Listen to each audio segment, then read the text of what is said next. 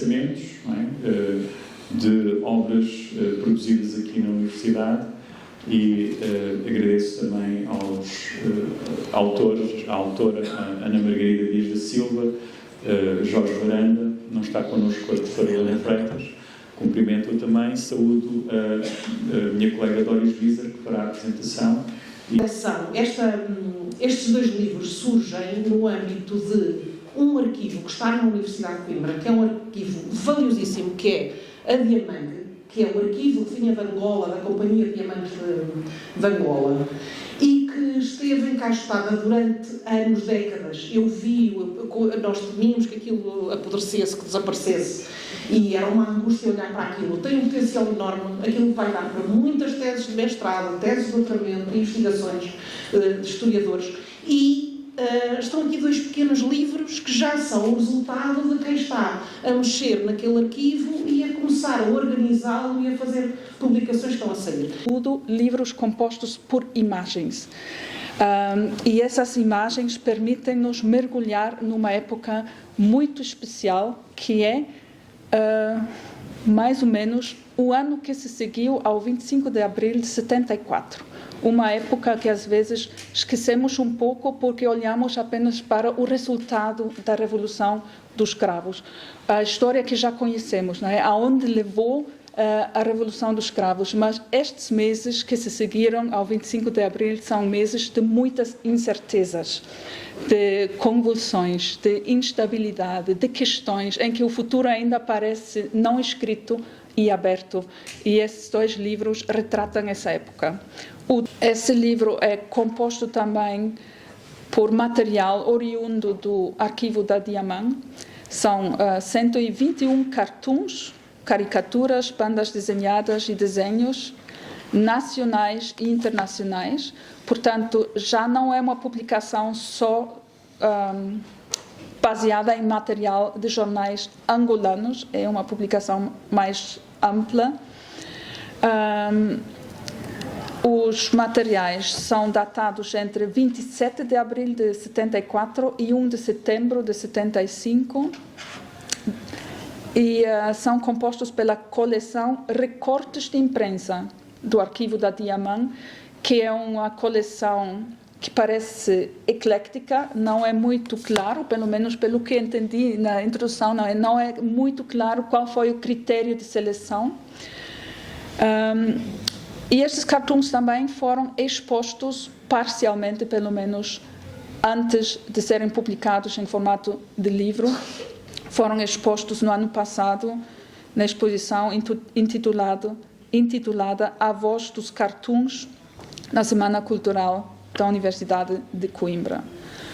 Os temas abordados nos cartoons têm a ver com reações à Revolução dos Cravos e as consequências sociopolíticas da Revolução, não é? Aparecem os líderes da época, já vou-vos mostrar algumas fotos também.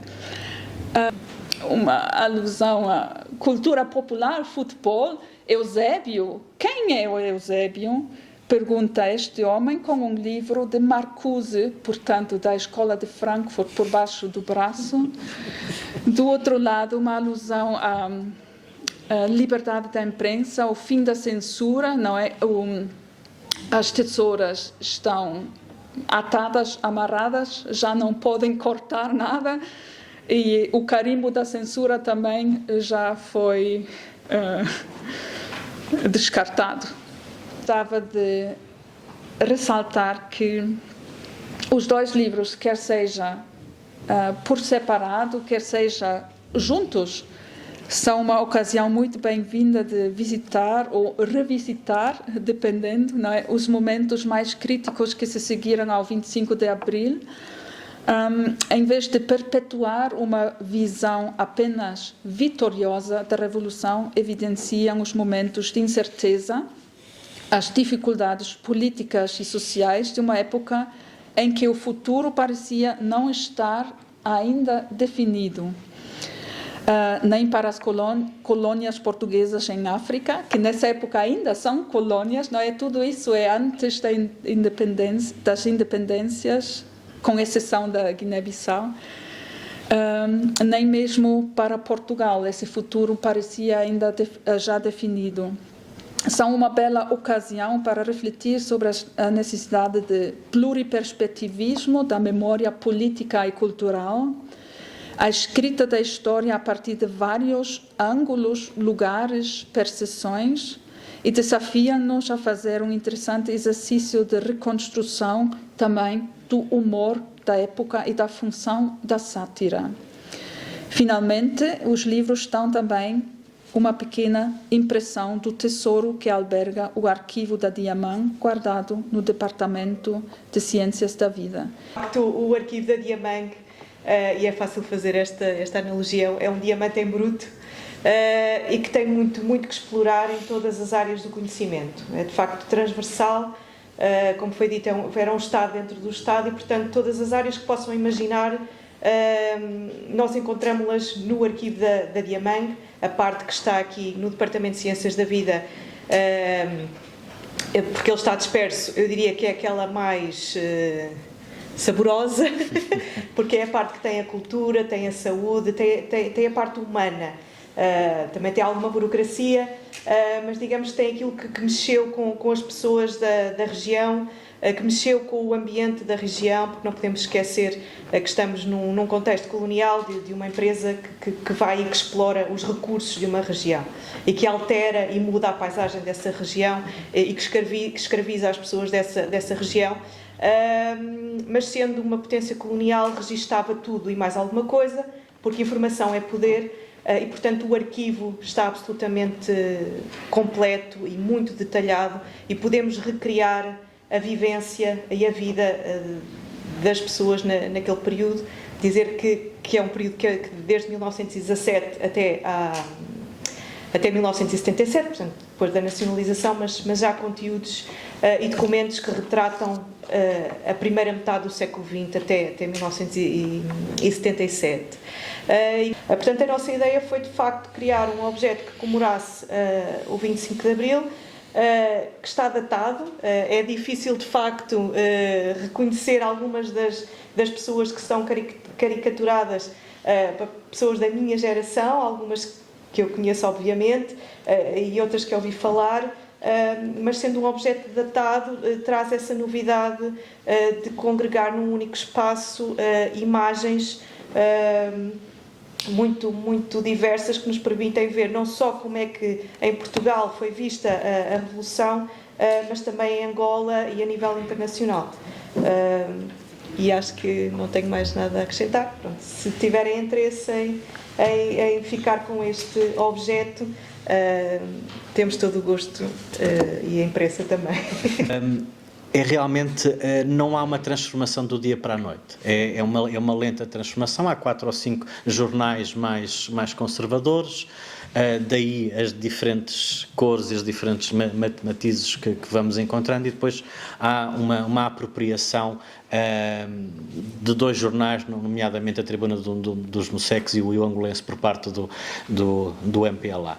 E é realmente interessante depois ter levado isto para Angola, e à medida que íamos montando, a parte interessante era as pessoas mais velhas que faziam parte do Instituto, iam-nos falando daqueles dias e daquelas horas e daqueles casos, às vezes confirmando, outras vezes dizendo as coisas não eram bem assim. E, portanto, foi extremamente interessante. Ou seja, esta é a parte dos bastidores, não é? Esta ainda não chegámos com o público, mas já começámos a perceber que claramente que há uma diferença extremamente vincada. Uma coisa é ver e fazer uma exposição aqui. Os cartoons foi uma boa iniciativa. Os nossos alunos votaram o melhor cartoon, houve várias, mas aqui eram uns jornais, e são jornais angolanos, e os Olhares do Sul de repente é extremamente interessante, porque a partir das semanas seguintes realmente há uma clivagem bastante forte, e depois eu acho que a Doris também falou nisto, a ideia de futuro, a ideia para já não há um futuro, há vários futuros, e depois de repente há muitas pessoas que não ficaram na história. Nós estamos habituados, quem estuda quer a história angolana ou a história colonial portuguesa, normalmente tem UNITA, FNLA, MPLA e UNITA. Se nós formos ver, e nós de repente há um jornal que é o Diário de Luanda, que é estava aqui a ver, que é de maio, já há 24 partidos novos que estão registados. Eles desapareceram, foram comidos pelos grandes, porque depois há também processos locais que são também extremamente interessantes. Há a voz de muitas manifestações de mulheres a aparecerem, de diferentes atores que nós tivemos também que saber quem são, ou seja, falar com colegas de lá. Aqui já é uma outra Angola. Nós começamos no dia 24 de abril e vamos terminar um ano depois. E um ano depois já mudou muito. E isso é realmente interessante. Da forma como nós fomos expondo, no final já se nota que é uma outra Angola, já não há tanto aquela ideia do papel da ex-metrópole, destes ministros que estão aqui e da Junta de Salvação Nacional. De repente, claramente que há ali um olhar muito mais para a África, muito mais para saber o que está a acontecer com Moçambique, como é que está a Guiné a fazer, quais são os acordos e como é que vamos construir o nosso futuro, o futuro que ainda estava por escrever.